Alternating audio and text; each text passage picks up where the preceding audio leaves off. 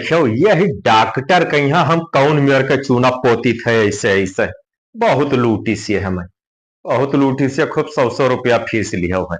अब कि हम यह मेर के मर्ज बतेबे कि फांसी जरूर जई है वह 500 रुपया आपकी हम ले लेब उनसे तब्बे मानब। साला डॉक्टर कहीं का खूब लूटे हो अपना का बहुत होशियार बनत रहो आज तुहार होशियारी हम सब निकाल लेब।